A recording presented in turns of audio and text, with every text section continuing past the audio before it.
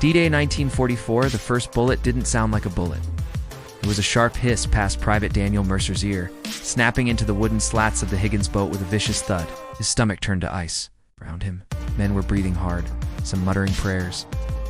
Others gripping their rifles so tight their knuckles shone white through grime. The ramp ahead still clanged shut, keeping the cold gray sea at bay.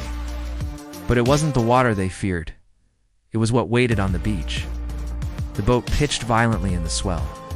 Spray slammed into their faces, mixing with the acrid stink of diesel.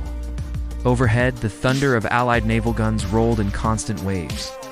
Each distant explosion a promise that somewhere, someone was already dying. Daniel's boots were soaked, the water sloshing up around his ankles.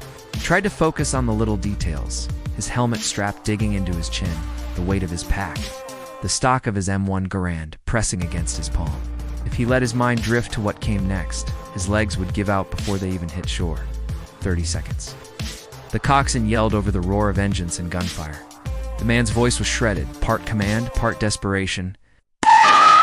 Daniel glanced sideways at Corporal Hughes, the squad's machine gunner, whose jaw was clenched like he was biting through steel. Behind them, a man crossed himself again and again, murmuring so fast the words blurred together. Tracer rounds arced across the horizon like Hellzone fireworks. The shoreline grew clearer rows of Czech hedgehogs jutting from the sand. The skeletal remains of burnt-out craft from earlier waves. And behind it all, the low rise of bluffs, with black dots winking muzzle flashes. Daniel knew those flashes were MG-42s, and he knew exactly what they could do to a man. 10 seconds. The boat slammed down hard, the ramp clanging in its braces. The air was now a screaming blend of artillery and machine gun chatter. The soldier in front of Daniel, Sergeant Klein, looked over his shoulder, eyes wide but steady, and shouted, "Move fast, stay low, don't stop." The ramp dropped. Everything erupted at one sand, water, blood. The first man out didn't make it 2 steps before a burst cut him down. Daniel felt himself moving without thinking, feet pounding down the ramp into waist-deep surf, icy water dragging at him. The sound of bullets hitting the water was a strange, hollow plunk, but the men screaming around him brought the reality crashing in. They slogged forward, rifles high, packs pulling them back. Daniel saw Hughes go down, a red bloom spreading under the water, his machine gun sinking from his grasp. Daniel's hand shot out, but Hughes was already gone, dragged by the undertow and the weight of his gear. Mortar shells slammed into the surf, geysers of foam and steel spraying the air. Daniel tripped over something solid, a body, and fell under, saltwater filling his mouth. When he surfaced, coughing hard, he caught sight of the beach's shingle just ahead. The thought of stopping there was tempting, but he knew it was a killing ground. The machine gun swept it without pause.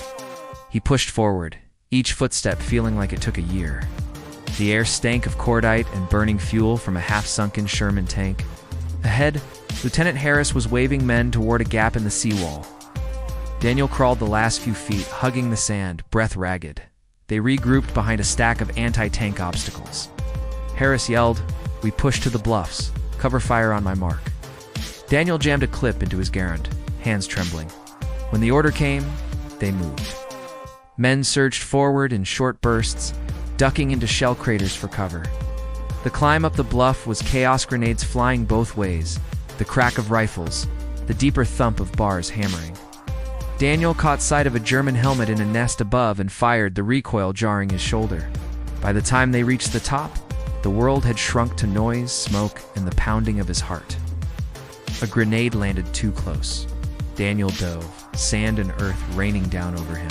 He couldn't hear for a few seconds. Just a dull, high-pitched whine, but he kept moving. They cleared one position, then another, the defenders either dead or fleeing deeper inland.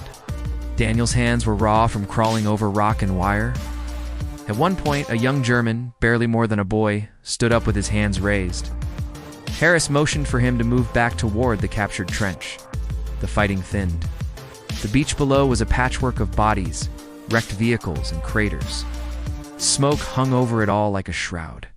Daniel's rifle felt heavier now. His legs shook not from exertion but from the sudden knowledge that he was still alive when so many were not. He sat for a moment on the edge of the bluff, watching more landing craft approach, still under fire. His hands wouldn't stop trembling. Someone passed him a canteen, and the water was warm, tasting faintly of metal. By late afternoon, the beachhead was secured, but the cost was everywhere. In Daniel's sector of Omaha Beach alone, over 2,000 American casualties lay scattered across sand and surf. Some would be found, some would be claimed by the tide. Daniel looked once more at the sea, now stained darker than it should have been, and tried not to think about Hughes. He didn't know if he'd live to see another sunrise in France, but for now, the hill was theirs. And that had to be enough.